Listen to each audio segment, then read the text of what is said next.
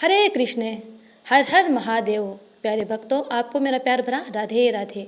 आज हम सुनेंगे श्रावण मास महात्म्य का 11वां अध्याय। तो आइए प्रेम पूर्वक कथा को श्रवणपान करते हैं। सनत कुमार बोले, हे देव, श्रावण मास के वारों के सभी व्रतों को मैंने आपसे सुना, किंतु आपके वचनामृत का पान करके मेरी तृप्ति नहीं हो रही है। हे प्रभु, श्रावण के समान अन्य कोई भी मास नहीं है, ऐसा मुझे प्रतीत होता है। अतः आप तिथियों का महात्म्य बताइए। ईश्वर बोले, हे सनत कुमार, मासों में कार्तिक मास श्रेष्ठ है, उससे भी श्रेष्ठ माघ कहा गया है। उस माघ से भी श्रेष्ठ वैशाख है, और उससे भी श्रेष्ठ मार्गशीर्ष है, और जो श्री हरि को अत्यंत प्रिय है। विश्वरूप भगवान से उत्पन्न होने से ये चारों मास मुझे प्रिय हैं, किंतु 12 मासों में श्रावण तो साक्षात शिव का रूप है। हे सनत कुमार, श्रावण मास में सभी तिथियां व्रत युक्त हैं, फिर भी मैं उनमें प्रधान रूप से कुछ उत्तम तिथियों को आपको बता रहा हूँ। सर्वप्रथम मैं तिथि तथा वार से मिश्रित व्रत आपको बताता हूँ। श्रावण मास में जब प्रतिपदा तिथि में सोमवार हो तो उस महीने में 5 सोमवार पड़ते हैं। उस श्रावण मास में मनुष्य को रोटक नामक व्रत करना चाहिए। यह रोटक नामक व्रत 3.5 महीने का भी होता है। यह लक्ष्मी की वृद्धि करने वाला तथा सभी मनोरथों को सिद्ध करने वाला है। हे मुने, मैं उसका विधान बताऊंगा, आप सावधान होकर सुनिए। श्रावण मास के शुक्ल पक्ष में प्रतिपदा तिथि को जब सोमवार हो तब विद्वान प्रातःकाल यह संकल्प करें, मैं आज से आरंभ करके रोटक व्रत करूँगा। हे सुरश्रेष्ठ, हे जगत गुरु, मुझ पर कृपा कीजिए। उसके बाद अखंडित बिल्व पत्रों, तुलसी दलों, नीलोत्पल, कमल पुष्पों, कहलार पुष्पों, चंपा तथा मालती के पुष्पों, गोविंद पुष्पों, आग के पुष्पों, उस ऋतु तथा काल में होने वाले नानाविध अन्य सुंदर पुष्पों, धूप दीप नैवेद्य तथा नाना प्रकार के फलों से शूलधारी महादेव की प्रतिदिन पूजा करनी चाहिए। विशेष रूप से रोटकों का प्रधान नैवेद्य अर्पित करना चाहिए। पुरुष के आहार प्रमाण के समान 5 रोटक बनाने चाहिए।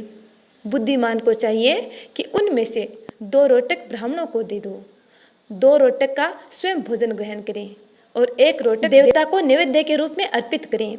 बुद्धिमान को चाहिए कि शेष पूजा करने के अनंतर अर्घ्य प्रदान करें। केला, नारियल, जंबीरी, नींबू, बीजपूरक, खजूर, ककड़ी, दाख, नारंगी, बिजोरा, नींबू, अखरोट, अनार तथा अन्य जो भी ऋतु में होने वाले फल हों, वे सब अर्घ्यदान में प्रशस्त हैं। उस अर्घ्यदान का फल सुनिए। 7 समुद्र सहित पृथ्वी का दान करके मनुष्य जो फल प्राप्त करता है, वही फल विधान पूर्वक इस व्रत को करके वह पा जाता है। विपुल धन की इच्छा रखने वाले को यह व्रत 5 वर्ष तक रखना चाहिए। इसके बाद रोटक नामक व्रत का उद्यापन कर देना चाहिए। उद्यापन कृत्य के लिए सोने तथा चांदी के 2 रोटक बनाएं। प्रथम दिन अधिवासन करके प्रातःकाल शिव मंत्र के द्वारा घृत तथा उत्तम बिल्व पत्रों से हवन करें। हे तात, इस विधि से व्रत के संपन्न किए जाने पर मनुष्य सभी वांछित फलों को प्राप्त कर लेता है। हे सनत कुमार, अब मैं द्वितीया के शुभ व्रत का वर्णन करूँगा, जिससे श्रद्धापूर्वक करके मनुष्य लक्ष्मीवान तथा पुत्रवान हो जाता है। औदुंबर नामक वह व्रत पाप का नाश करने वाला है। शुभ सावन का महीना आने पर द्वितीया तिथि को प्रातःकाल संकल्प करके बुद्धिमान को विधि पूर्वक व्रत करना चाहिए। इस व्रत को करने वाला स्त्री हो या पुरुष, वह सभी संपदाओं का पात्र हो जाता है।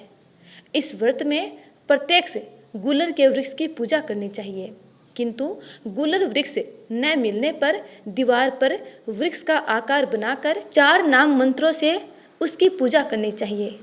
हे उदुम्बर, आपको नमस्कार है। हे हेम पुष्पक, आपको नमस्कार है। जंतु सहित फल से युक्त तथा रक्त अंड तुल्य फल वाले, आपको नमस्कार है। इसके अधिदेवता शिव तथा शुक्र की भी पूजा गुलर के वृक्ष में करनी चाहिए। इसके 33 फल लेकर 3 बराबर भागों में बांट लेना चाहिए।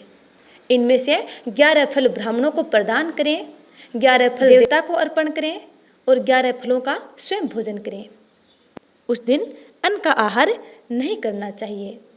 शिव तथा शुक्र का विधिवत पूजन करके रात में जागरण करना चाहिए।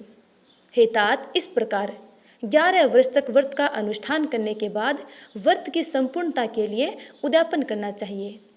सुवर्णमय फल, पुष्प तथा पात्र सहित एक गुलर का वृक्ष बनाएं और उसमें शिव तथा शुक्र की प्रतिमा का पूजन करें। उसके बाद प्रातःकाल होम करें। गुलर के शुभ, कोमल तथा छोटे से छोटे 108 फलों से तथा गुलर की समिधाओं से तिल तथा घी सहित होम करें। इस प्रकार होम कृत्य समाप्त करके आचार्य की पूजा करें। उसके बाद सामर्थ्य अनुसार 100 अन्यथा 10 ब्राह्मणों को ही भोजन कराएं। हे वत्स, इस प्रकार व्रत किए जाने पर जो फल होता है उसे सुनिए। इस प्रकार यह गुलर का वृक्ष बहुत जंतु युक्त फलों वाला होता है। उसी प्रकार व्रतकर्ता भी अनेक पुत्रों वाला होता है और उसके वंश की वृद्धि होती है। यह व्रत करने वाला सुवर्णमय पुष्पों से युक्त वृक्ष की भांति लक्ष्मीप्रद हो जाता है। हे सनत कुमार, आज तक मैंने किसी को भी यह व्रत नहीं बताया था। गोपनीय से गोपनीय इस व्रत को मैंने आपके समक्ष कहा है।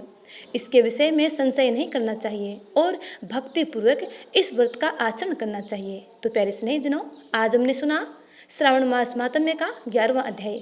उम्मीद करती हूँ कि आपको ये कथा अच्छी लगी है। यदि अच्छी लगी है तो लाइक कमेंट कर देना और ज़्यादा से ज़्यादा लोगों में इस वीडियो को शेयर कीजिएगा ताकि आपको अधिक से अधिक पुण्य की प्राप्ति हो। इसी के साथ इस वीडियो का यहीं पर समापन करते हैं।